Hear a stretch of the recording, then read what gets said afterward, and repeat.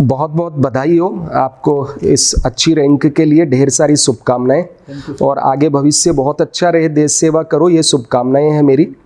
चलिए, तो छात्रों आज हम आपके सामने हैं, देवीलाल आपके सामने हैं।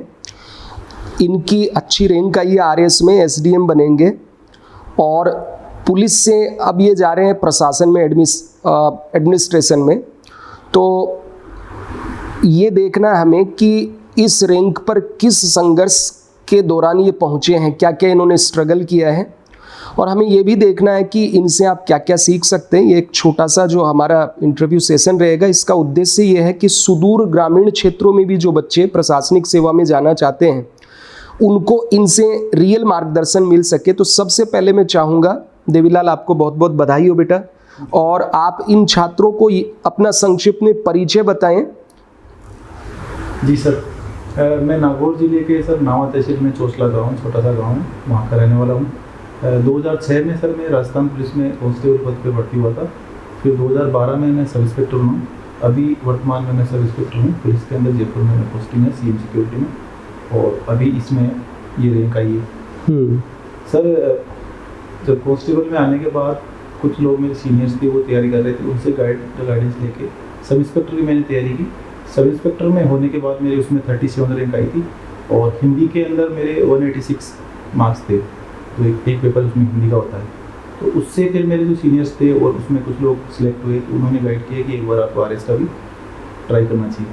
तो ये मेरा फर्स्ट अटैम्प्ट था। 2017 के अंदर मैंने तैयारी स्टार्ट की थी। 2017 में ये वैकेंसी आई।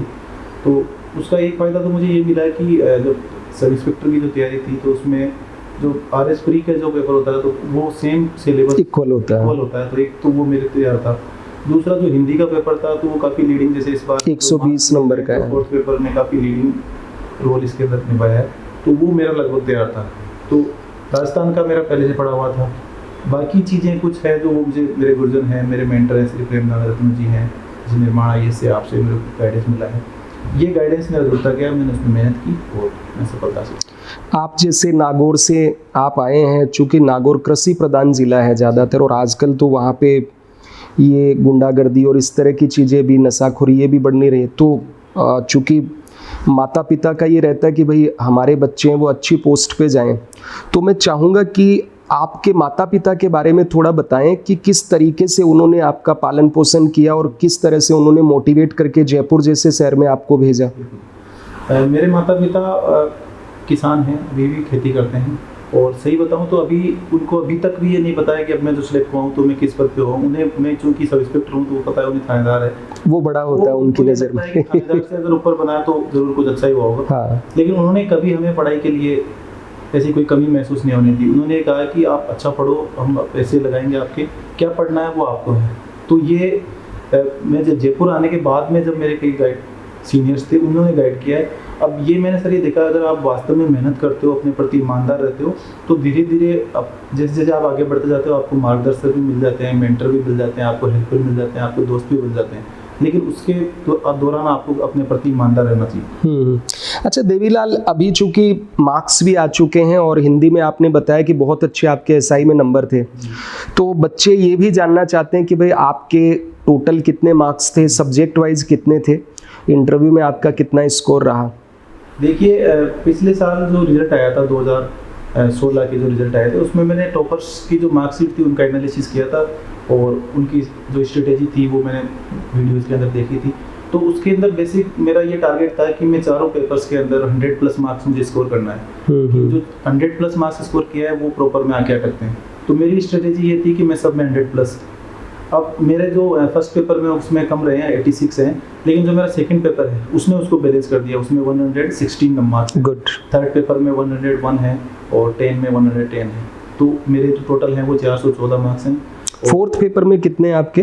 110 है। 110 है। ओके, इसका मतलब हिंदी आपकी अच्छी है, इंग्लिश में बिल्कुल अच्छी है, मेरी राइटिंग अच्छी है, मेरी जो स्पीड है वो काफ़ी अच्छी है। तो उसका मुझे काफ़ी फ़ायदा मिला। मैं इसमें चारों पेपर्स में एक तो जो राइटिंग स्किल्स है, जैसे मैं देख रहा हूँ इसमें सबसे बड़ा योगदान राइटिंग स्किल्स का रहा है। मैंने कम से कम 200 पेपर मेंस से पहले लिखे हैं। जैसे टेस्ट सीरीज के मुझे टाइम नहीं मिलता था पुलिस में रहते हुए, तो मैं खाली पेपर ले जाता था, उनको लिखता था, मेरे मेंटर से चेक करवाता था, जहाँ भी मुझे टाइम मिलता उनसे चेक करवाता था।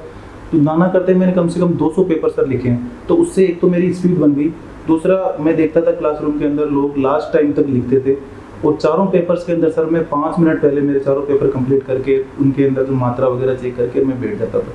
तो ये मेरी प्रैक्टिस का ही सर मुझे वहाँ फ़ायदा मिला है। गुड। आपका जो इंटरव्यू रहा वो किस बोर्ड में था और उसमें कितने आपके मार्क्स आए, ये भी आप बताएं ताकि सब बच्चों को जानकारी मिल सके। मेरा इंटरव्यू 22 जून को था। श्री जसवंत राठी जी का बोर्ड था। टफ माना जाता है उनको। जसवंत राठी जी का बोर्ड काफ़ी टफ माना जाता है, लेकिन लकीली मेरे साथ ये हुआ है कि हम 8 लोग थे, उसमें से जो ज़्यादातर जो लोग थे वो इंजीनियरिंग बैकग्राउंड के थे। ह्यूमैनिटी का मैं अकेला उसमें था। दूसरा, उस इंटरव्यू बोर्ड के अंदर एक रिटायर्ड IPS थे, संगाराम जांगिड़, जो बाड़मेर के रहने वाले हैं और DGP भी रहे हैं, उन पर मूवी बनी है। तो मैं उनको पहले से जानता था, उनके इंटरव्यू वगैरह मुझे देखे हुए थे। तो मैं देखते ही उनको लग गया था कि मैं कुल 15 साल से पुलिस में हूँ, तो जाहिर सी मेरा पुलिस पे चलने वाला है। मेरा 26 मिनट का ड्यूरेशन का इंटरव्यू था, और चारों जो मेंबर हैं, चारों मेरा पुलिस के अलावा कहीं भी नहीं गए। जो मेरी जो हॉबी थी लघु फिल्में, तो वो भी पुलिस रिलेटेड इनसे पूछा। तो ज़्यादातर जो मेरे जॉब पे थे उन्हीं पे रहा, क्योंकि मैं 15 साल से इसमें हूँ, तो मेरा वो अच्छा था, मेरा फील्ड था, मेरा लक भी रहा कि सब उसी पे चला। उसका फायदा तो नहीं मिल गया कि आपको पुलिस वाले जानते थे, और कहीं ऐसा तो नहीं था आपको तो नहीं जानते थे, आप उनको जानते हैं? नहीं सर, ऐसा कुछ नहीं है। अगर आप मेहनत करते हो और वहाँ पे कॉन्फिडेंस कि जिस जॉब में मैं हूँ वहाँ पब्लिक डीलिंग में, थानों में भी रहा हूँ, तो पब्लिक डीलिंग का फ़र्क मिलता है। वहाँ इंटरव्यू के अंदर आपके सर नॉलेज की परीक्षा नहीं होती। वहाँ पहले मैं ये सोचता था कि हाँ, जब मैंने मॉक इंटरव्यू दिए, कम से कम 20 मैंने मॉक इंटरव्यू दिए होंगे। मैं जब SI का मॉक इंटरव्यू फाइनल इंटरव्यू दिया था RPSC में, तो मेरे सर 80 मार्क्स थे। वो शायद 2011 या 12 की बात है, आज से 10 साल पहले करीब। बिल्कुल मैं मानता हूँ मैं उसी लायक था उस समय। मुझे मतलब क्योंकि गांव की मैं पृष्ठभूमि में से आया हुआ हूँ, कांस्टेबल में था, ऐसी पृष्ठभूमि मिली थी कि बोल नहीं सकते थे, कम्युनिकेशन स्किल्स इतनी अच्छी नहीं थी। तो मेरे मन में ये था कि मैं दोबारा एक RS का इंटरव्यू दूँ, मैं इस चीज़ को दूर करूँ। और लकीली आप विश्वास नहीं करोगे, जिस रूम में मेरा SI का इंटरव्यू था, किस्मत से उसी में मैं RS का इंटरव्यू देके आया, वहीं उस जगह बैठ के। इसके लिए मैंने कोई भी ऐसी कोचिंग नहीं छोड़ी जहाँ मैंने मॉक इंटरव्यू नहीं दिए हो। लगातार गाइडेंस लिए, आपने भी गाइडेंस लिया, आपने खुद मुझे लिख के दिया है कि आपकी बहुत ही अच्छी रैंक आएगी। फिर पुलिस जॉब में रहने के लिए वजह से पब्लिक जो डीलिंग है उससे कॉन्फिडेंस आया, गाइडेंस आया। तो सर अगर मैं मानता हूँ मेहनत करते हो हर चीज़ हो जाती है, धीरे धीरे सुधर जाती है। कितने नंबर मिले इंटरव्यू में आपको? 72 मार्क्स आए हैं। गुड, अच्छे मार्क्स आपके इसमें स्कोर हुए।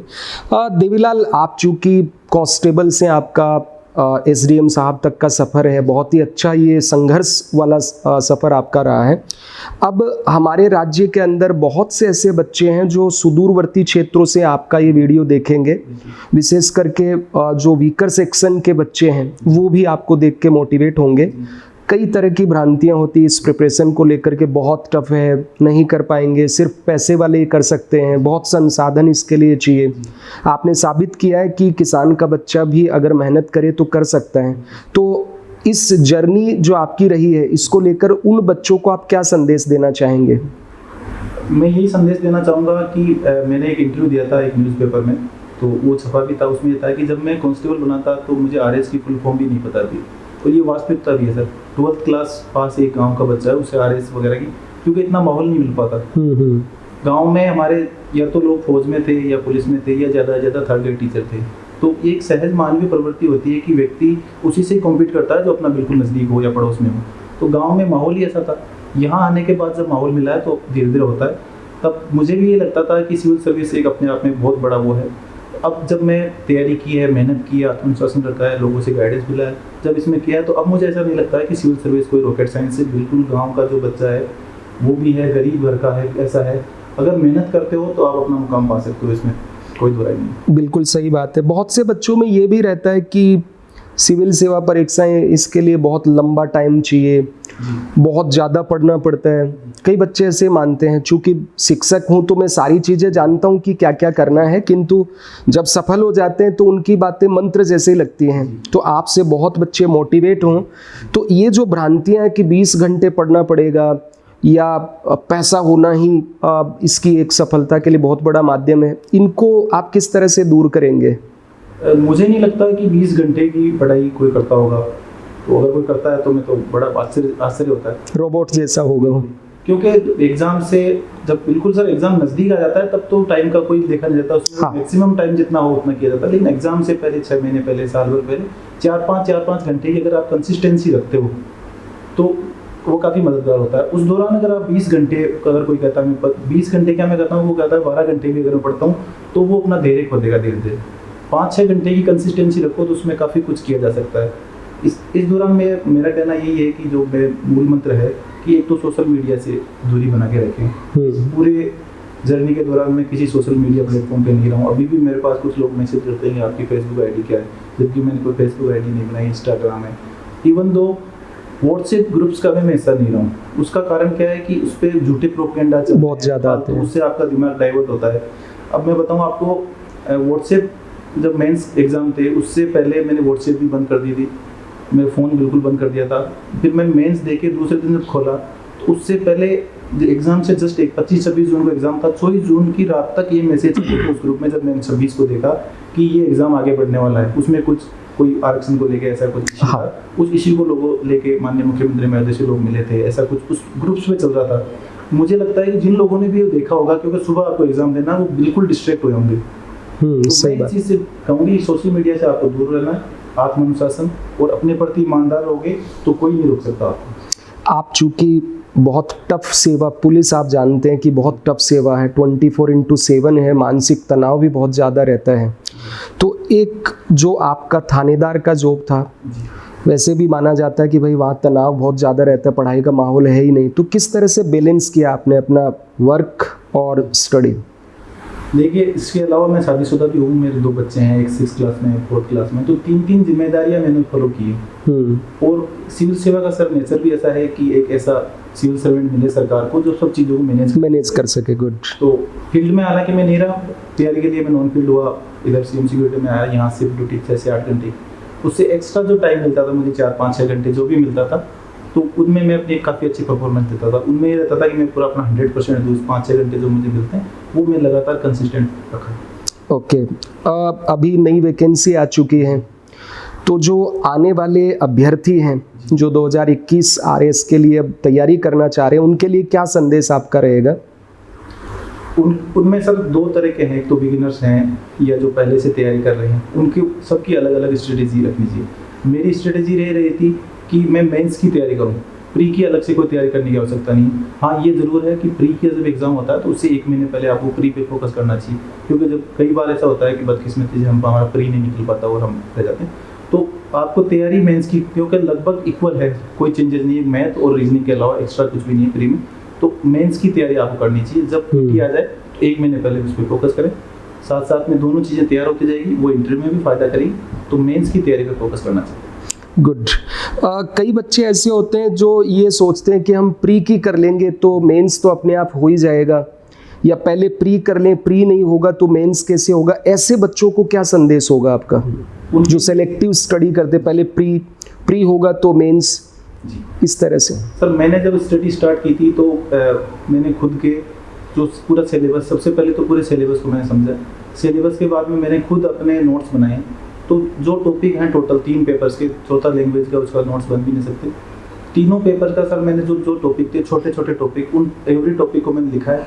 उनके लिए फिर चाहे रेफरेंस बुक हो, चाहे किसी कोचिंग के नोट्स हो, चाहे कहीं से भी मुझे मैटर मिल रहा हो, तो उनको मैंने कंपाइल किया एक जगह। उनको मैंने ऐसे लिखा है कि चाहे 5-15 शब्दों में आ जाए, 50 शब्दों में आ जाए, 100 मार्क्स में आ जाए, इतना मैटर मैंने उनको उनके अंदर डाल दिया और फिर उनका बार बार रिवीजन किया। तो वो सारी चीज़ें मुझे प्री में भी काम दी, मेंस में भी काम दी, और अभी इंटरव्यू के दौरान भी उनको वापस देखने में आता है, क्योंकि सिलेबस सर इतना बड़ा है। फिर इस जो एग्ज़ाम का जो नेचर है कि 2 दिन में 4 पेपर होते हैं, तो उन 2 दिनों में आपको पूरा कंप्लीट रिवीजन करना होता है। 6 घंटे बैठना भी रहता है आपको। बैठना भी रहता है। अगर रिवीजन करने बैठते हैं तो रिवीजन किताबों के अंदर हो नहीं सकता। उस दौरान अगर नोट्स आपके पास होते हैं, वो मुझे बहुत ज़्यादा हेल्पफुल रहे, क्योंकि मैं 1 घंटे के अंदर पूरा कंप्लीट रिवीजन हो जाता था। सही बात है, होते थे। तो ये मेरी स्ट्रेटेजी रही। ओके। एक चीज़ आरएस का ये भी है, चूँकि 2018 वाली वैकेंसी को देखें तो 4 साल पूरे लग गए, 16 वाली देखें तो 4 साल लग गए, 13 वाला जो निकला वो भी पूरे 4 साल लेके बच्चों को सिलेक्शन देती है। तो जैसे यूपीएससी है, हर साल आपका चयन होगा या फेल होंगे, यहाँ आपको पंचवर्षीय योजना हो जाती है। तो ऐसे में एक अभ्यर्थी अपना मोटिवेशन कैसे बनाए, आपने क्या किया ऐसा? क्योंकि आपका तो मुझे ध्यान है कि आपने बार बार छुट्टियां ली और फिर आपका इंटरव्यू पोस्टपोन्ड हुआ, कभी मेंस की एग्ज़ाम पोस्टपोन्ड हुई। तो जब नए बच्चे आरएस के लिए सोचते कि बनना तो है, लेकिन जब उनको पता लगता है कि यार 4-5 साल में 1 साल एक बार वैकेंसी होगी तो वो डिमोटिवेट हो जाते हैं। तो किस तरीके से वे बच्चे अपने आप को मोटिवेट बनाए रखें, इसके लिए आपका क्या उन बच्चों के लिए संदेश है? आरएस परीक्षा के लिए ये कहते हैं कि आरपीएससी आपके धैर्य की भी परीक्षा लेती है, तो इसमें धैर्य बनाए रखना भी ज़रूरी है। जब आपके एग्जाम्स की डेट नहीं आ रही हो तब भी आप घंटे 2 घंटे अपने लगातार निकालते रहें। और क्योंकि ये लिटिगेशन वगैरह होती है और अब सरकार ने कमेटी भी बनाई है, वो काफ़ी उसमें फास्टली होगा। एमएल कुमावत सर की। तो मेरा कहना ये है कि अभी तो होगा, लेकिन जब जब टाइम मिलता है अपना घंटे 2 घंटे राइटिंग स्किल्स को अपने सुधारें और कुछ चीज़ें पढ़ते रहें और धैर्य बनाए रखें। और मैं गारंटी के साथ कहता हूँ जिस दिन आप सिलेक्ट होते हैं ना, ये 4-5 साल का टाइम बिल्कुल खत्म हो जाता है, इतनी खुशी मिलती है। बच्चों का, कई बच्चे ऐसे होते हैं जो जयपुर जैसे शहर में आके कोचिंग नहीं कर सकते हैं, बहुत से बच्चे हैं जो सुदूरवर्ती क्षेत्रों में पैसे नहीं हो पाते हैं। तो ऐसे बच्चों के लिए कोई ऑथेंटिक बुक्स या जो आपने कुछ पढ़ा हो अलग से, ऐसा क्या बताना चाहेंगे? मेरा जो ज़्यादा जोर रहा है वो रेफरेंस बुक्स पे रहा है, चाहे राजस्थान बोर्ड की हो, एनसीईआरटी की हो, वहाँ से मैंने कंटेंट लेके अपने खुद के नोट्स बनाए। गुड। निर्माण आईएएस से आप जुड़े हुए हैं, तो निर्माण आईएएस में आपकी जर्नी, चूँकि मैं देखता था कि आप अपनी नौकरी के साथ इसको बैलेंस करना बहुत टफ रहता था, आप यही कहते हैं सर भागा भागा ही रहता हूँ मैं हमेशा। तो किस तरह से आप निर्माण को अपना श्रेय देना चाहेंगे? कहाँ तक आपको लगता है कि ये सहयोग कर रहा है छात्रों का? बिल्कुल सर, प्रभात सर आपका इसमें सहयोग रहा है काफ़ी। मैंने नोट्स में कोचिंग तो नहीं कर पाया क्योंकि पुलिस जॉब में इतना लंबा हो जाता है, तो नोट्स मैंने लिए हैं, टेस्ट सीरीज मैं लेके गया हूँ, आपसे कॉपियाँ चेक करवाई है। और इंटरव्यू के दौरान तो आपने लिख के भी दिया है कि आपकी काफ़ी अच्छी रैंक आई है। तो अगर कोई टीचर ये लिख के दे देता है स्टूडेंट को, तो उसका कितना कॉन्फिडेंस बिल्ड होता है, तो उसका नतीजा है सर जो हम सक्सेस हुए हैं। निर्माण आईएएस को मैं बहुत बहुत धन्यवाद, इसके लिए आभार व्यक्त करता हूँ। चलिए, तो आपके सामने थे देवीलाल जी, नागौर के रहने वाले हैं और इस बार एसडीएम पर ये चयनित हुए हैं। बहुत सारी हमारी शुभकामनाएं हैं इनको। अब ये देश सेवा करें, क्योंकि जब बनते नहीं है तब तक हम ये कहते हैं कि देश सेवा करने के लिए हम इसमें आ रहे हैं। अब आप इसमें आ चुके हैं, तो हमारी इनको बहुत सारी शुभकामनाएं हैं निर्माण परिवार की ओर से। और संदेश है कि ये पूरी तरह से अपनी प्रोफेशनल लाइफ और अपने करियर के साथ बैलेंस बना करके राष्ट्र की सेवा करें। और जिन गरीब लोगों के विकास की बात कर रहे हैं हम लोग, सबको साथ लेकर के ये चलें और अपने करियर में उन्नति तक ये पहुँचें, ऊंचाइयों तक जाएं। इसी के ढेर सारी शुभकामनाओं के साथ एक मोमेंटो में देख करके इनका स्वागत करूँगा निर्माण की ओर से। बहुत बहुत शुभकामनाएं देवीलाल जी, खूब उन्नति कीजिए। हाँ, खुश रहें।